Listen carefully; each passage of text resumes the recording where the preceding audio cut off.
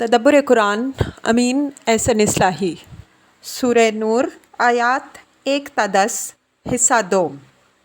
ज़िना बिलजबर का जुर्म भी चूँकि अपनी नौइयत के एतबार से हराबा और फसाद फिल अर्द के कबील में से है, इस वजह से नबी सल्लल्लाहु अलैहि वसल्लम ने उसके मुर्तकिब को मुजर्रद ज़िना की सज़ा यानी 100 कौड़े के बजाय सूरह माइदा की आयत मुहारबा के तहत रजम ही की सज़ा दी।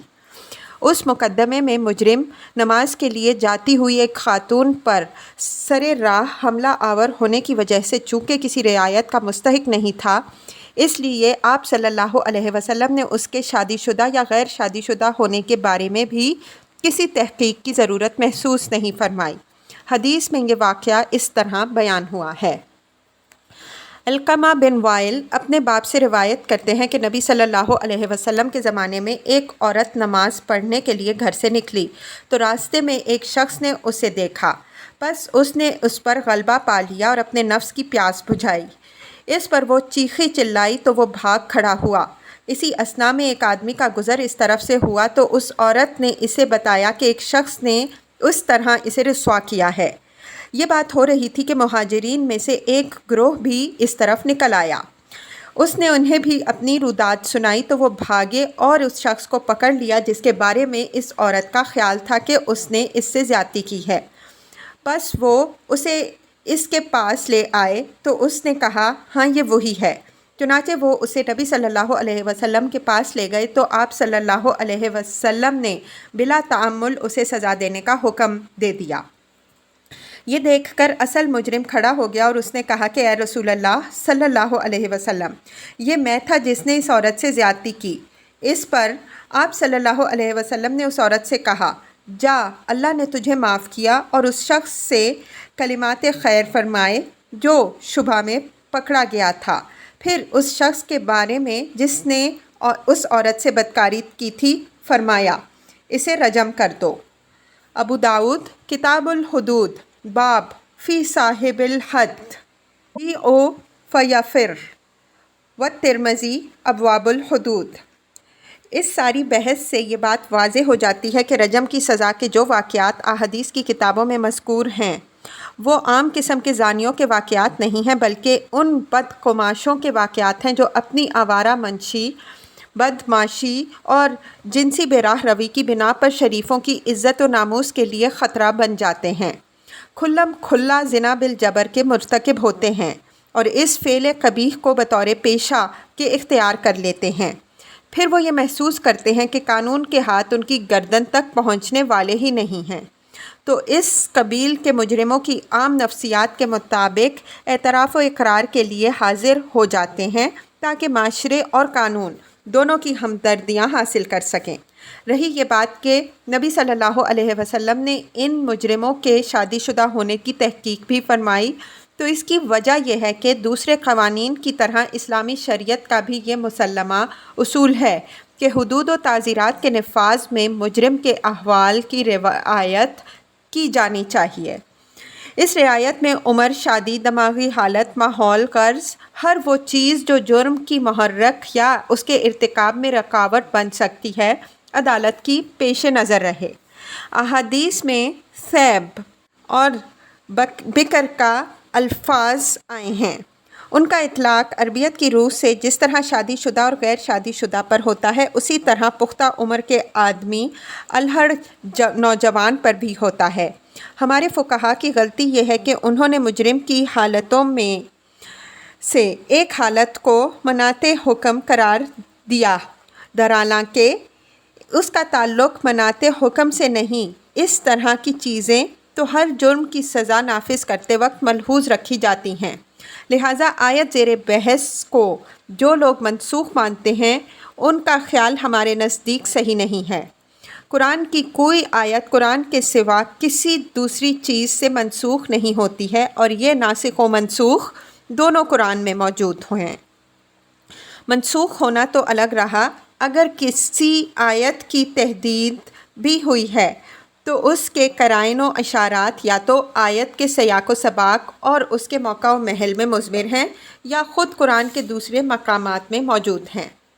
इस रोशनी में अगर عبادہ بن صامت رضی اللہ عنہ کی روایت کی تعویل کیجئے تو اس کا بھی ایک موقع و محل نکل آتا ہے، وہ یوں کہ اس میں جو حرف واو ہے اس کو جمع کے بجائے تقسیم کے مفہوم میں لیجئے، یعنی کوئی زانی کنوارہ ہو یا شادی شدہ، دونوں کی اصل سزا تو جلد تازیانہ ہی ہے، لیکن اگر کوئی کنوارہ تازیانہ کی سزا سے قابو میں نہیں آ رہا تو حکومت اس کو اگر مصلحت دیکھے مائدہ کی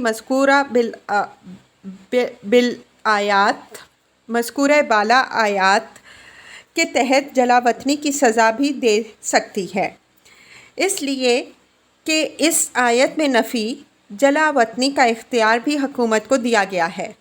اسی طرح شادی شدہ زانی کی اصل سزا جیسا کہ روایت سے واضح ہے تو تازیانہ ہی ہے، لیکن اگر کوئی شخص تازیانہ کی سزا سے قابو میں نہیں آ رہا اور معاشرے کے لیے ایک خطرہ بن چکا ہے تو اس کو حکومت تقتیل یعنی رجم کی سزا روئے سورہ مائدہ دینے کا اختیار رکھتی ہے۔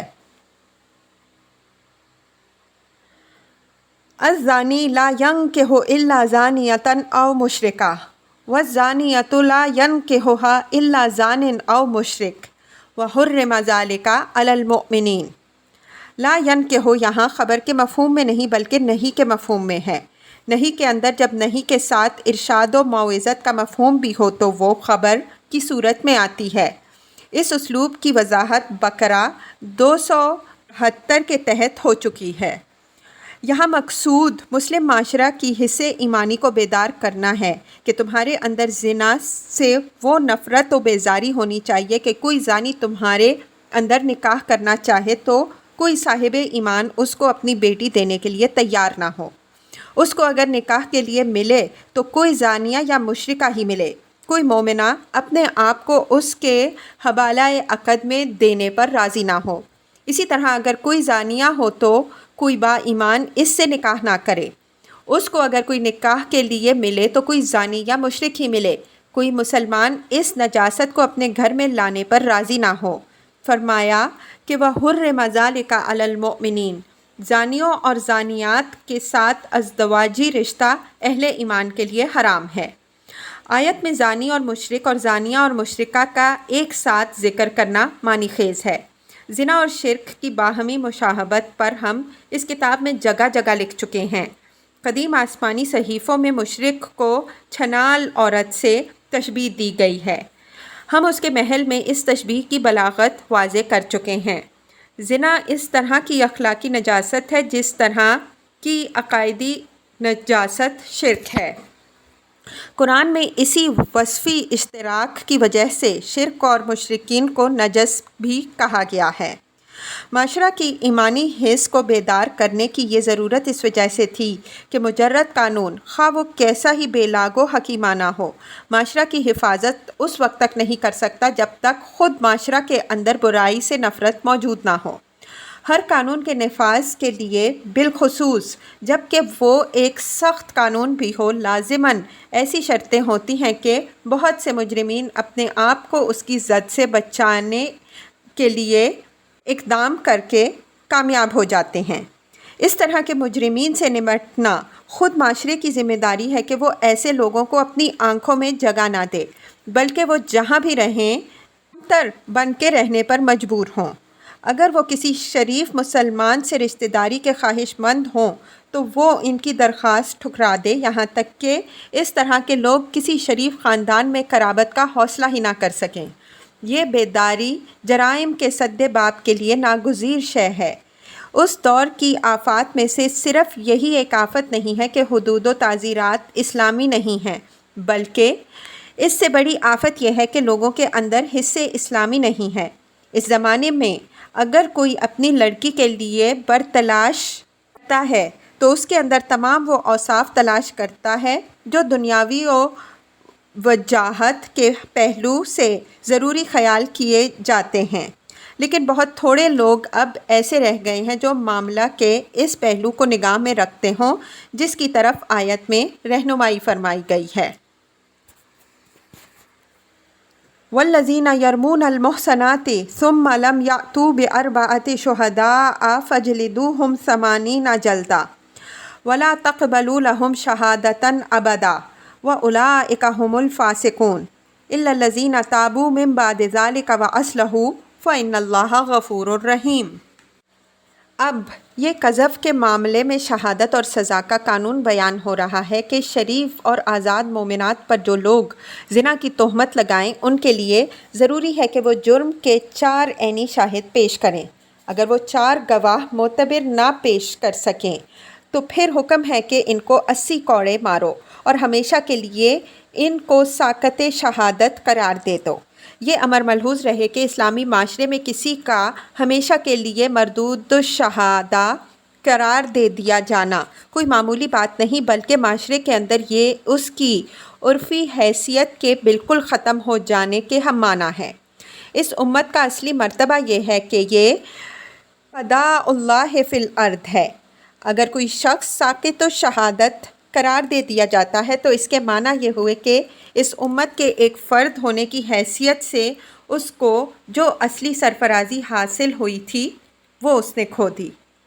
الذین اگرچہ مذکر کے لیے آتا ہے، لیکن اگر کوئی عورت اس جرم کی مرتکب ہو تو کوئی وجہ نہیں کہ وہ اس حکم سے مستثنیٰ رہے۔ اس وجہ سے یہ لفظ عورت اور مرد دونوں کے لیے علی سبیل التغلیب عام ہو گیا۔ لفظ محصنات اس طرح کے سیاق میں پرائر یعنی لونڈیوں کے مقابل میں شریف زادیوں کے لیے آتا ہے۔ اس وجہ سے جو لوگ لونڈیوں اور غلاموں کے معاملے میں اس کی نصف سزا کے قائل ہیں ان کی بات مبنی بر دلیل ہے۔ توبہ و اصلاح کے بعد اللہ تعالیٰ کے نزدیک اس طرح کے لوگوں کے گناہ تو معاف ہو جائیں گے، لیکن جہاں تک ساقط الشہادت ہونے کا تعلق ہے یہ چیز بدستور باقی رہے گی۔ اس کی وجہ یہ ہے کہ توبہ کا تعلق انسان کے دل سے ہے اور دل کا حال صرف اللہ تعالیٰ ہی کو معلوم ہے۔ آیت کے الفاظ سے بھی یہی بات نکلتی ہے کہ مغفرت کا تعلق صرف توبہ سے ہے، شہادت سے اس کا تعلق نہیں ہے۔ وہ ساقط الشہادت ابداً یعنی عمر بھر کے لیے رہیں گے۔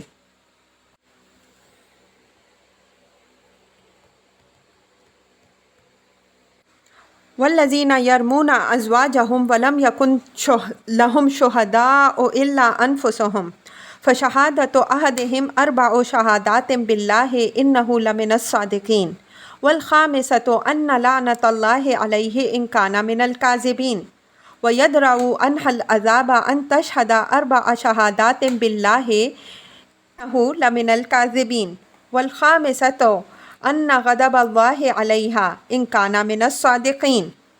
اگر کوئی شخص اپنی بیوی پر زنا کا الزام لگائے اور اس کی ذات کے سوا اس کے پاس کوئی گواہ نہ ہو تو اس صورت میں معاملے کا فیصلہ قسم سے ہوگا۔ اس کو اصطلاح شریعت میں لعان کہتے ہیں۔ اس کی شکل یہ ہوگی کہ 4 مرد 4 بار اللہ کی قسم کھا کر یہ کہے کہ جو الزام لگا رہا ہوں اس میں سچا ہوں۔ 5ویں بار یہ کہے کہ اگر وہ جھوٹ الزام لگا رہا ہوں تو اس پر اللہ کی لعنت ہو۔ اگر عورت مرد کی اس قسم کی کوئی مدافعت نہ کرے تو اس پر زنا کی وہی حد جاری ہو جائے گی جو اوپر مذکور ہوئی ہے، اور اگر وہ اس الزام کو تسلیم نہیں کرتی تو اس کے لیے سزا سے بریت کی صورت یہ ہوگی کہ جب وہ 4 مرتبہ اللہ کی قسم کھا کر یہ کہے کہ یہ شخص جھوٹا ہے، اور 5ویں بار یہ کہے کہ مجھ پر اللہ کا غضب ہو اگر یہ شخص سچا ہے۔ وَيَدْرَأُ عَنْهَا الْعَذَابَ میں عذاب سے مراد ظاہر ہے کہ وہی حد ہے جو اوپر آیت 2 میں مذکور ہوئی ہے۔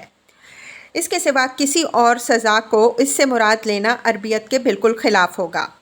اگر کسی میاں بیوی کے درمیان ایک دوسرے کی تکذیب اور باہم دگر ملعنت کا یہ واقعہ پیش آ جائے تو فقہا کی یہ رائے ہے کہ قاضی ان کے درمیان تفریق کرا دے۔ یہ رائے مبنی بر حکمت معلوم ہوتی ہے، اس لیے کہ معاملہ اس حد تک خراب ہو جانے کے بعد ان کے درمیان اس سازگاری کی توقع نہیں کی جا سکتی جو میاں بیوی کے درمیان زندگی گزارنے کے لیے ضروری ہے۔ وَلَوْلَا فَضْلُ اللَّهِ عَلَيْكُمْ وَرَحْمَتُهُ وَأَنَّ اللَّهَ تَوَّابٌ حَكِيمٌ۔ یہ آیت جیسا کہ پہلی آیت میں اشارہ ہو چکا ہے بطور تنبیہ و تذکیر ہے، اور اس میں جواب شرط عربیت کے معروف قاعدے کے مطابق محذوف ہے۔ آگے آیت 14 میں اس محذوف کو کھول بھی دیا گیا ہے۔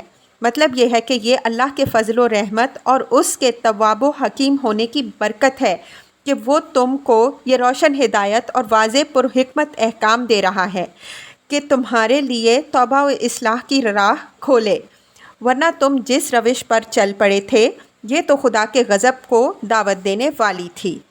یہ امر بھی ملحوظ رہے کہ یہ احکام اس زمانے میں نازل ہوئے ہیں جب مسلمانوں کے اندر منافقین کی ریشہ دوانیہ سے بعض نہایت سخت قسم کی، جیسا کہ آگے تفصیل آ رہی ہے، کمزوریاں ظاہر ہوئی تھیں، لیکن اللہ تعالیٰ نے ان کمزوریوں پر سزا دینے کے بجائے اپنے فضل و رحمت سے ان کو ان احکام و ہدایات کے نزول کا سبب بنا لیا جو اسلامی معاشرہ کو شیاطین و منافقین کی ریشہ دوانیوں اور فتنہ انگیزیوں سے محفوظ رکھنے کے لیے ضروری تھے۔